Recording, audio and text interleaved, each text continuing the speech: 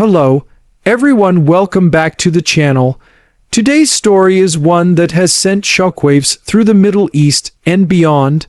Reports have emerged of a devastating long-range missile strike launched by Yemen's Houthi forces that has allegedly destroyed a key Israeli military headquarters. What makes this event even more shocking is that Israel's much-celebrated Iron Dome defense system reportedly failed to intercept the attack. The incident has raised serious questions about Israel's defense capabilities, regional stability, and the growing reach of non-state actors like the Houthis, who are now becoming a major military power far beyond Yemen's borders. The strike reportedly targeted a high-level military command center located deep inside Israeli territory, something that was previously considered impossible due to Israel's layered air defense systems. According to several regional sources, the attack was carried out using a new generation of precision-guided missiles developed and deployed by the Houthi movement, with possible technical support from Iran. The missile flew hundreds of kilometers across several countries' airspaces before hitting its intended target, causing massive destruction and multiple casualties among senior Israeli military personnel. The aftermath footage shows flames and debris scattered across a large area, while emergency responders struggled to contain the fires that erupted after the explosion. For decades, Israel has been known for its technological supremacy in the Middle East, particularly its Iron Dome system, which has intercepted thousands of rockets and missiles from Gaza and beyond.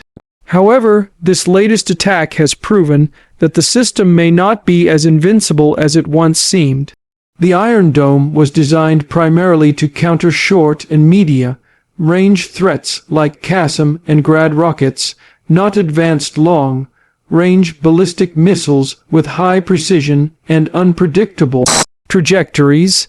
This new type of weapon appears to have completely bypassed the defense grid, leaving Israeli officials scrambling for answers. In the hours following the strike, the Israeli Defense Forces declared a nationwide security alert, fearing more long-range attacks could follow.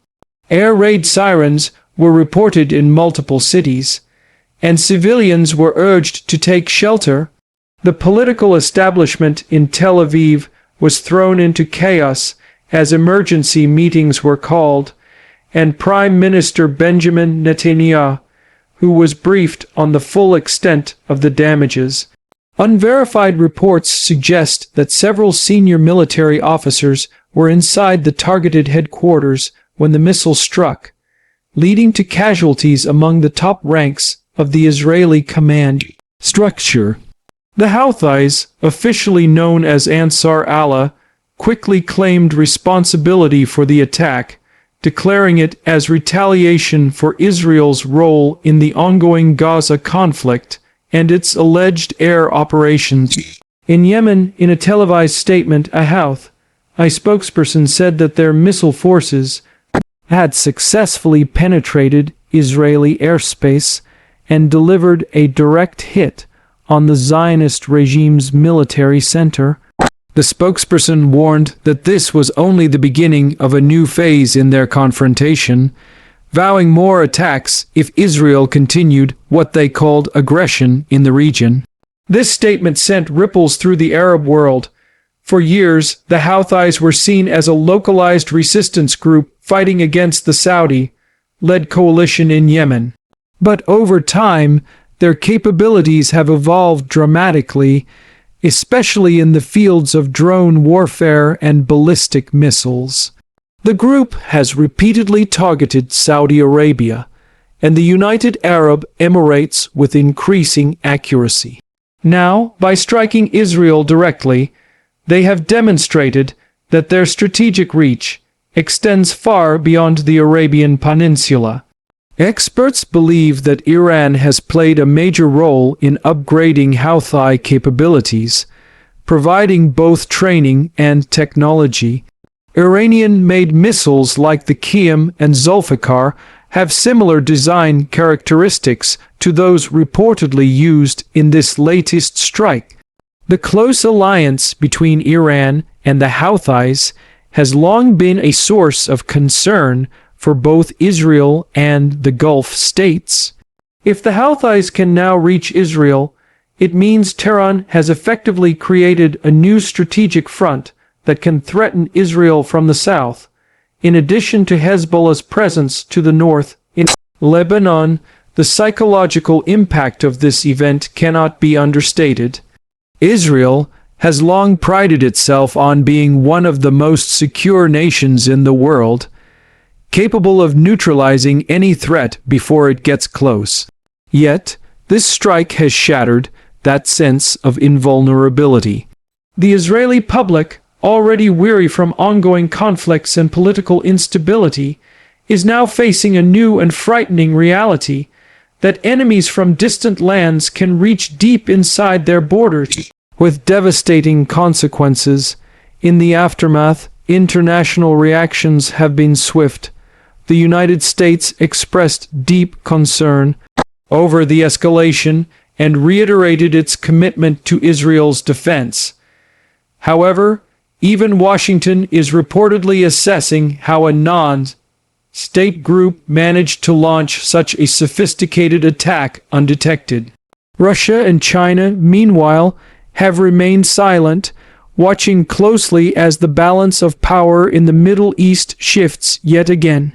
Arab nations have reacted with mixed emotions, some celebrating what they view as a blow against Israel's military dominance, while others fear that this could drag the entire region into a wider conflict. Israeli military analysts are now debating how the Houthis were able to carry out such a precise strike. Some suggest the use of satellite guidance or Iranian reconnaissance data, while others believe it may have been launched from a mobile platform somewhere in the Red Sea. The Red Sea corridor has become increasingly militarized in recent years, with reports of Houthi-controlled vessels armed with anti-ship and cruise missiles. If this strike indeed originated from that direction, it means Israel's naval surveillance may have been compromised as well. The broader question now is how Israel will respond. Historically, Israel has not taken such attacks lightly. Military retaliation is almost certain, but the question remains, against whom? Striking Yemen directly would be a complex and risky move, as it could provoke a wider war involving Iran and possibly Hezbollah. Israel could also choose covert operations, targeting Houthi command centers or weapons depots through cyber warfare or special forces. However, doing so risks spreading the conflict across multiple fronts, something Israel can ill afford while already dealing with tensions in Gaza and Lebanon. Within Israel, the political fallout is also mounting. Opposition leaders are blaming the government for being unprepared and overconfident in the capabilities of the Iron Dome. There are growing calls for an investigation into how such a large-scale missile managed to evade detection. The Israeli Defense Ministry has stated that the system was not calibrated for such an attack, essentially admitting that their defense technology needs rapid upgrades to face evolving threats. Meanwhile, the Houthis are celebrating the operation as a major victory. In the streets of Sana'a and other Yemeni cities, footage shows crowds chanting slogans and waving flags in support of the strike.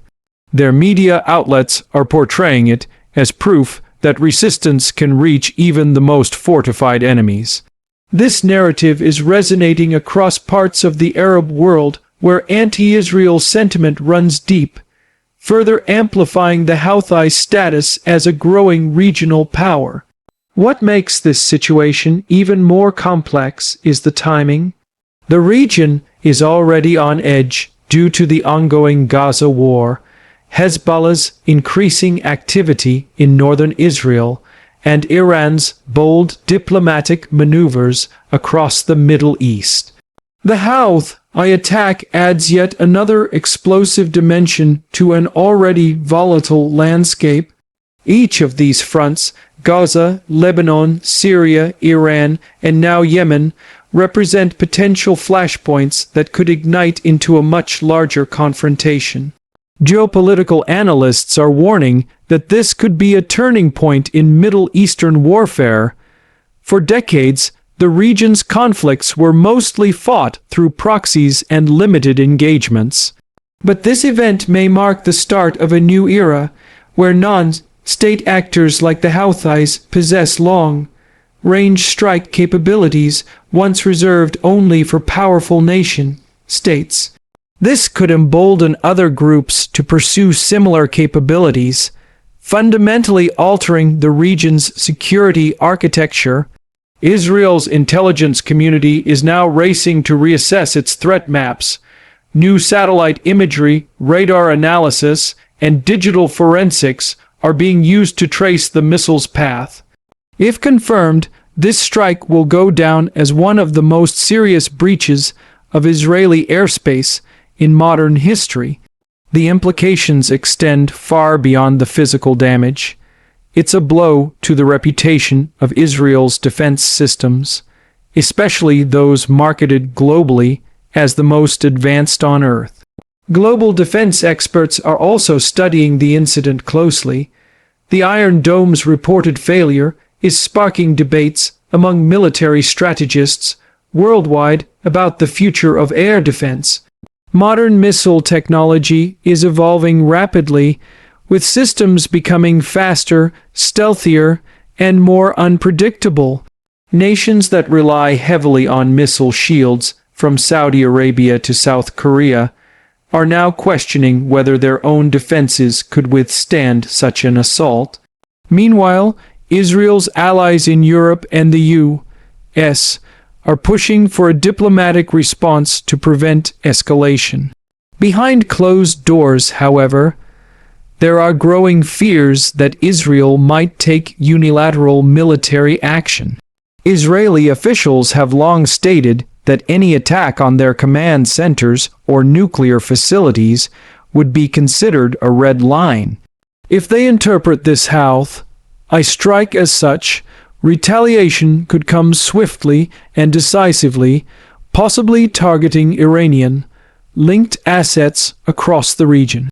The United Nations has called for restraint, warning that another regional war could be catastrophic. Humanitarian agencies are already overwhelmed by the crises in Gaza and Yemen. A broader war would devastate millions more civilians and destabilize global energy routes, especially through the Red Sea, where much of the world's oil supply passes. Back in Israel, citizens are demanding clarity. The government has promised a full investigation and vowed to strengthen its defenses. Yet confidence in the Iron Dome and other missile interception systems has taken a severe hit. Many Israelis are now questioning whether their nation's technological edge can still guarantee safety in an era where new, asymmetric threats are emerging from unexpected directions. As the dust settles, the symbolism of this attack becomes clear. It was not just a missile strike, it was a message. A message that even the strongest fortresses can be breached. A message that power in the Middle East is shifting, and that smaller players are now capable of delivering massive strategic blows. Whether Israel chooses to respond militarily, diplomatically, or technologically will determine the next chapter in this unfolding saga. For now, tensions remain sky-high. Every movement in the skies over the Red Sea or the Arabian Peninsula is being closely monitored. The Houthis have vowed more surprises if Israel or its allies continue their actions. Israel, on the other hand, is mobilizing its defenses and recalibrating its strategy for a future where traditional military doctrines may no longer apply.